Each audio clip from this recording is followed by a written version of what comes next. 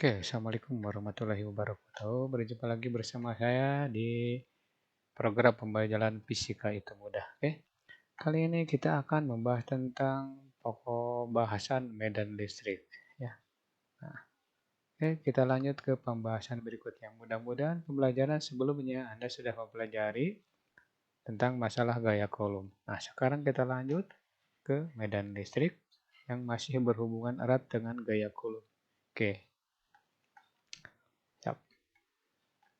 Medan listrik termasuk besaran vektor. Jadi dia punya punya nilai dan punya arah. Nah, jadi tetap menggunakan uh, vektor atau analisis vektor. Oke, lanjut. Nah, sekarang definisi medan listrik. Medan listrik didefinisikan sebagai gaya elektrostatik persatuan muatan listrik atau definisi panjangnya, medan listrik adalah daerah di mana ketika ada muatan di tempat itu, muatan tersebut mendapat gaya kolom. Oke. Nah, di sini kita kenalkan Q1 dan Q2.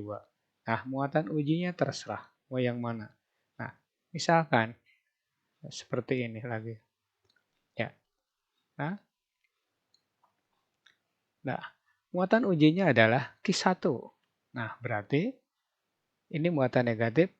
Muatan Q1 dianggap muatan uji. Berapapun besarnya muatan Q1, ya, atau muatan Q2, nanti muatan-muatan tersebut tidak ada pengaruhnya. Nah, seperti itu. Nah, sekarang bagaimana kalau medan listrik yang dialami muatan 2? Nah, berarti asalnya dari muatan negatif, arahnya ke muatan Q2, ya. Nah, berarti gayanya juga sama ke arah Q2 gitu. Nah, besarnya E2. Ngerti nggak? Jadi medan listrik yang dirasakan muatan satu asalnya dari Q2. Arahnya ke Q2. Kenapa? Karena ini negatif. Nah, dah, lanjut. Nah, sekarang bagaimana medan listrik yang dialami muatan 2? Nah, itu asalnya dari Q1. Jadi Q1 yang mempengaruhi muatan Q2, ya. Nah, berapapun besar Q1 maupun Q2 kalau dijadikan muatan uji, maka itu tidak ada nilainya. Maksudnya dianggap 0, ya. Jadi anggap titik saja. Nah, tuh. Nah, ini berarti medan listrik dari muatan 1. Ini medan listrik di muatan 2 yang dirasakan muatan 1. Oh, asli. Nah, maka sebelum menghitung, di sini juga sama. Kalian harus bisa menggambarkan atau melukiskan arah medan di tempat yang dituju. Nah, kalau muatannya hanya 1, berarti tidak perlu menggambarkan arah vektor medan listrik. Oke? Nah, jadi definisi ini bisa pendek, bisa panjang. Oke, kita ambil yang pendek saja. Gaya elektrostatik permuatan listrik. Oke, kita lanjut ke bahasan berikutnya. Ya. Jadi kalau ditulis di sini E sama dengan ada kita beri lambang E medan listrik itu F per K. Nah, di mana F itu adalah gaya kolom atau gaya elektrostatik antara muatan 1 dan muatan 2. Nah, ditulisnya K Q1 Q2 per R kuadrat.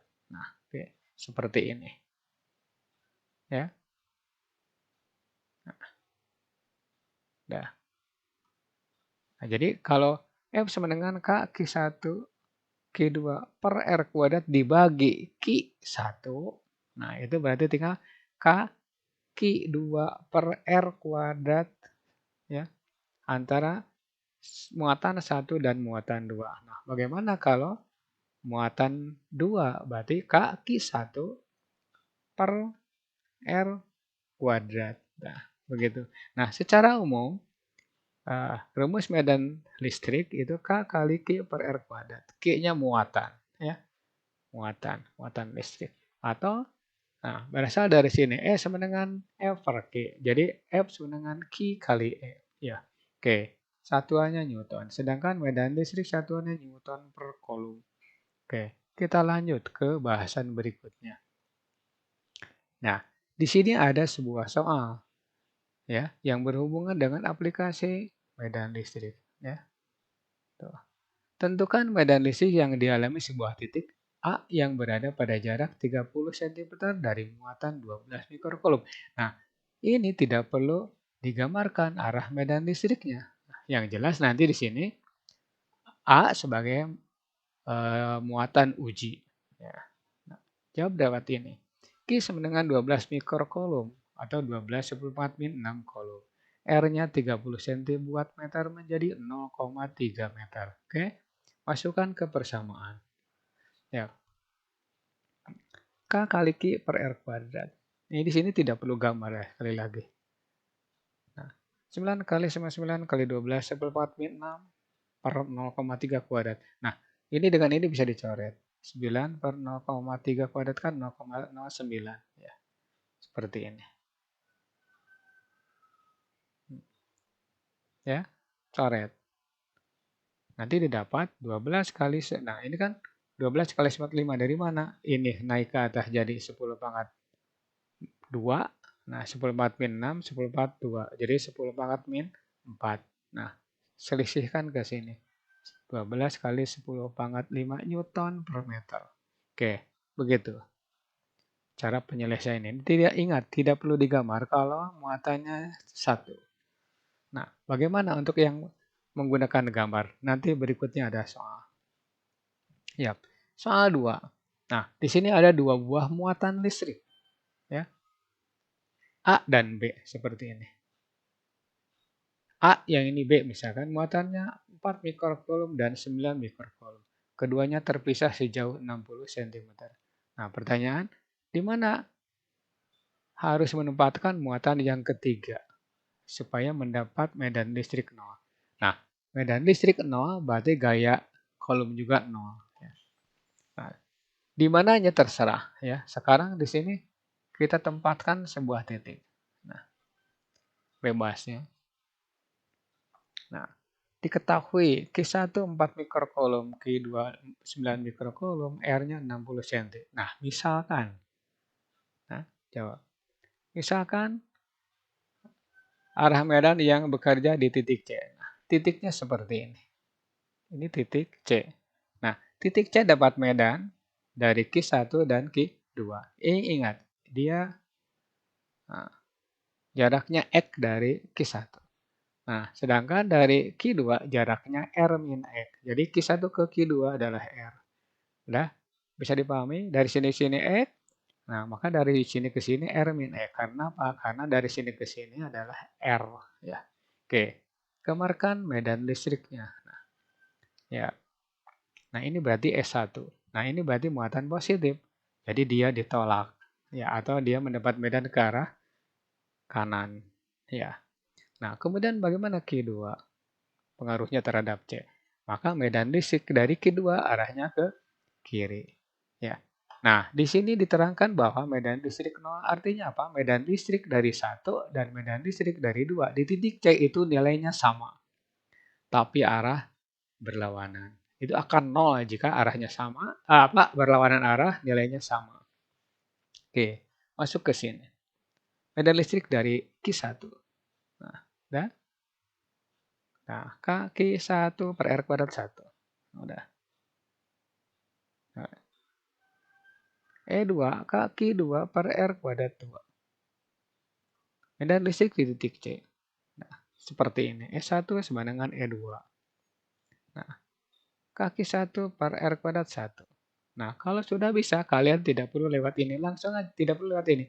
Q1 per R kuadrat 1 sama dengan Q2 per R kuadrat 2. Ganti.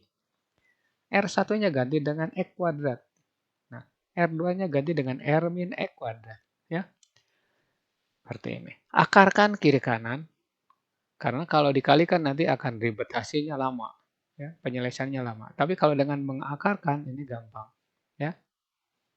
Nah, akarkan kiri dan kanan. Berarti 4 per X kuadrat sama dengan akar dari 9 per R min X kuadrat.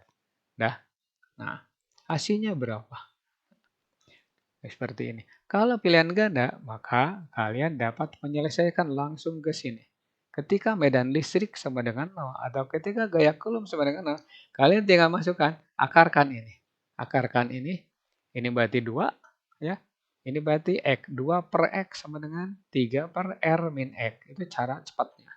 Jadi tidak usah lewat ini kalau pilihan ganda. Nanti suatu saat Anda akan menghadapi soal-soal yang pilihan ganda. Oke? Nah, kerjakan dengan cara cepat seperti ini. 49 di akar berarti 2. 2 per X. Itu sama ya. Nah, sama dengan 3 per R min X. Nah, itu cara cepat. Nah, kalikan. Ini ke sini. Crossing. Ya. 2R min 2X. Nah, ini pindahkan. Nah, jadi hasilnya 5X sama dengan 2R. R-nya ingat 60 cm. Ya. Nah, ya. 24 cm. Artinya apa? Titik C berada pada jarak 24 cm sebelah kanan Q1.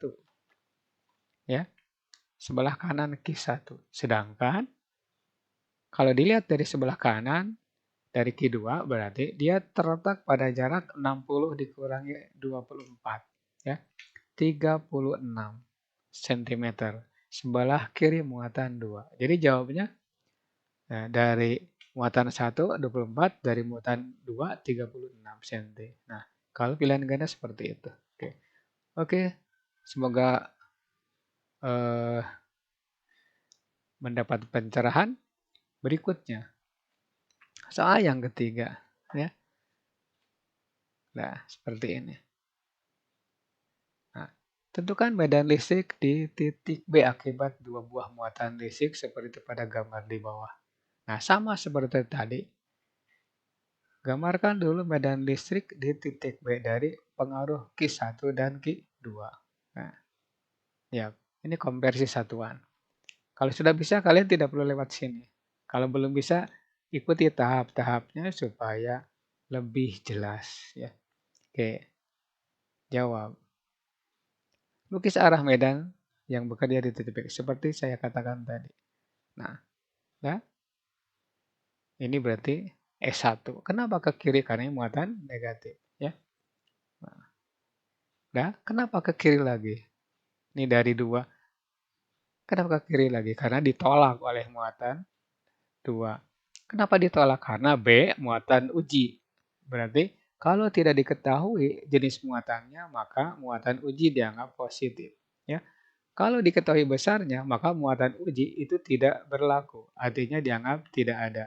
Tidak bernilai. Ya, begitu. Nah, di sini berarti S1 dan E2 searah. Arahnya kemana? Ke kiri. Gitu ya? Yuk, lanjut. Nah, ini hitungannya. Ya, hitungannya seperti ini.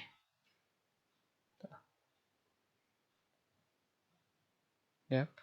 9 kali 10⁴ Newton per kolom. Arahnya ke kiri. Sudah jelas ini. Sebenarnya ini tidak perlu pakai tanda panah. Sebab sini sudah dijelaskan. Nah, terus. Medan listrik dari Q2. Ya. Nah, tinggal ganti notasi. Nanti dapatnya seperti ini. Ya. Yuk. 13,5 10⁵. Tolong periksa lagi perhitungannya atau hasil-hasilnya. Ini sebenarnya bukan S1 ya. E2. Oke, sorry. Nah, berapa medan listrik di titik B? Nah, ini berarti jumlahkan. Kenapa dijumlahkan? Karena searah. Oke. E1 ditambah E2. Nah, tuh. Nah, berarti 22,5 Newton per kolom. Arahnya ke kiri. Nah, sudah jelas di sini arahnya ke kiri. Ya, resultannya. Oke. Seperti itu penjelasannya. Jadi gambar menentukan finishing ya. Ini kemungkinan benar. Ini kemungkinan benar, tapi di sini kemungkinan kalian salah. Kenapa salahnya? Karena arah vektor tidak dilukis. Yap. Oke, lanjut. Ya. Sekarang contoh soal yang keempat. Ini segitiga. Pada sudut segitiga siku-siku di A terdapat muatan Q1, Q2, ya, 12 mikro dan 8 mikro. Nah, seperti pada gambar. Tentukan medan listrik di titik A. Nah, Karena pertanyaan di titik A, maka lukis medan listrik atau gaya kolom di titik A. Oke, supaya jelas. Ini di jumlah, dikurang, atau di akar. Nah, perhatikan. Ya, ini berarti medan listrik dari muatan 1. Arahnya A ke Q1 atau menuju Q1. Nah, ini medan listrik dari 2. Dirasakan oleh A, berarti arahnya ke Q2. Udah jelas ini tegak lurus, berarti resultannya bukan jumlah, bukan kurang, tapi seperti ini. Nah, inilah yang ditanya. Maka medan listrik di A besarnya E. Nah, sekarang kita kerjakan. Kita cari nilai E berapa. Ya, ini juga kalau sudah bisa tidak perlu ditulis kayak gini. Ya, waktunya nanti terbuang habis. Ya, jawab sekarang. Nah, medan listrik dari muatan Q1. Nah, nilainya seperti ini. Maka 12 kali 10 pangkat 5 Newton per kolom. Arahnya tinggal lihat ke atas. Nah, medan listrik dari Q2. 9 kali 99 kali 8 6 per 0,3 kuadrat. Perolehannya seperti ini. 8 10 pangkat 5. Nah, udah jelas ya. Atas dan kanan. Nanti E, nah, medan listrik di titik A. Nah, itu akar dari E1 kuadrat ditambah E2 kuadrat. Oke, hasilnya seperti ini. Nah, kalau sudah bisa, ini 10 pangkat 5 dikuadratkan bisa dikeluarkan langsung. Berarti 10 pangkat 5 akar dari 12 kuadrat ditambah 8 kuadrat. Nah, ya, itu. Seperti ini ya. 144 tambah 64. Nah, 208. 10 pangkat 5 kali akar 208 Newton per Coulomb. Nah, ini udah sampai di sini saja. Tidak usah repot-repot cari angka. Ya, cukup sampai situ. Oke, lanjut. Ke soal 5. Sama segitiga, cuma di sini segitiga sama sisi. Ya. Nah, tinggal jawab. Jawab langsung. Tentukan medan listrik titik B. Sama seperti yang tadi. Lukiskan dulu medan listriknya dari pengaruh muatan-muatan di sekitarnya. Nah, B dapat medan dari Q1. Arahnya ke Q1. Kenapa? Karena negatif. Nah, berikutnya B dapat medan dari Q2. Arahnya kemana? Nah, arahnya ke kiri. Kenapa ke kiri? Karena B dianggap positif, Q2 positif. Jadi tolak menolak. Ya. Nah, E2. Resultan kan gunakan jajar genjang. Metode. Nah, nih. Inilah yang ditanya E. Sekarang perhitungan. Sama seperti yang tadi. Nah, seperti ini. 6 kali 1/45 Newton per Coulomb. Nah, sekarang medan listrik dari kedua. Ya. Tuh. Nah, hasilnya 8 kali 10 pangkat 5 Newton per Coulomb. Nah, di sini sudutnya bukan lagi 60, tapi 120. Oke, masukkan ke persamaan. Ini tidak bisa dijumlahkan, tidak bisa dikurang, tapi lewat ini. Nah, ya. E1 kuadrat tambah E2 kuadrat ditambah 2 E1 E2 cos theta. Ingat sudutnya 120. Oke, seperti ini. Ya. Sama, di sini ada 1/45 kuadratkan. Jadi boleh dikeluarkan. Seperti ini 36 64. Ya. Minus. Ya. Seperti ini. 1/45 akar 52 Newton per Coulomb. Tolong periksa lagi nilai-nilai hasil perhitungan. Kalau ada kesalahan. Oke. Nilai dari perhitungan tidak masalah. Yang paling besar adalah masalahnya di daerah sini. Yaitu bagaimana cara menentukan arah. Karena dengan arah ini, kalian bisa menyelesaikan sampai ke titik akhir. Ya, sampai ke sini. Nah, kemungkinan ini sudah benar atau ada yang benar. Tapi nanti ke sini, kalau tidak dilukis, pasti kesalahan akan terjadi. Oke, kita lanjut ke bahasan soal berikutnya. Ya, oke.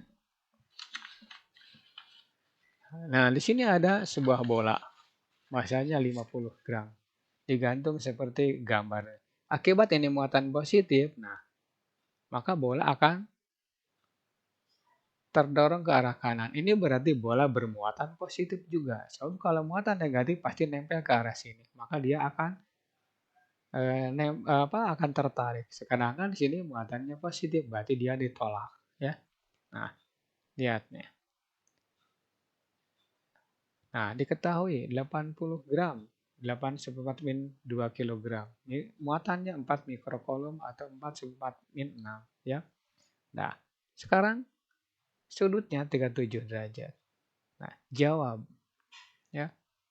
Perhatikan uraian gaya pada bola. Jadi nanti konsen di uraian gaya pada bola. Nah, bola-bola ada gaya berat bola.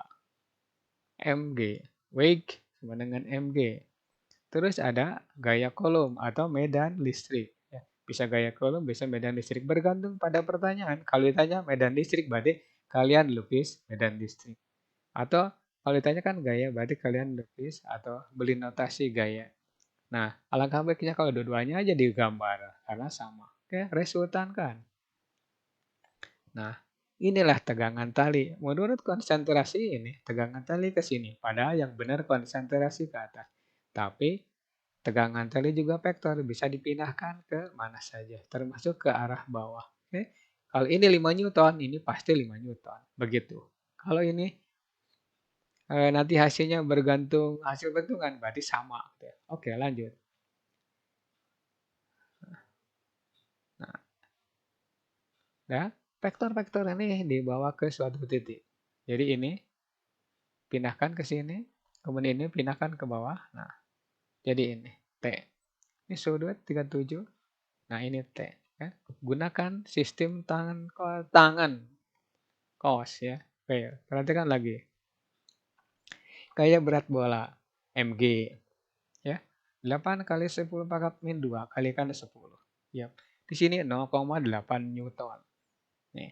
Sekarang cari F. F-nya gunakan yang ini. Boleh menggunakan F per W sama dengan tan theta. Nanti dapat F itu W tan theta atau 0,8 tan 37. 0,8 kali 3 per 4 hasilnya 0,6. Jadi gaya kolom itu 0,6. Nah, sekarang medan listriknya berapa? Medan listriknya tinggal F sama dengan QE. Berarti E sama dengan F per Q. Oke, seperti ini. Ya. Oke. Berarti medan listrik ada 1,5 kali 10 pangkat 5 Newton per kolom. Tolong periksa lagi perhitungannya. Kalau salah menghitung, saya yang salah menghitung, ya. Oke, itulah aplikasi dari medan listrik ke dalam perhitungan. Next video adalah pokok bahasan potensial listrik dan medan dan energi listrik. Nah, nanti di sini dibahas tentang potensial listrik dan energi listrik. Anda lepas dari penggambaran medan listrik dan gaya kolom. Kenapa? Karena potensial listrik dan energi listrik ada skala.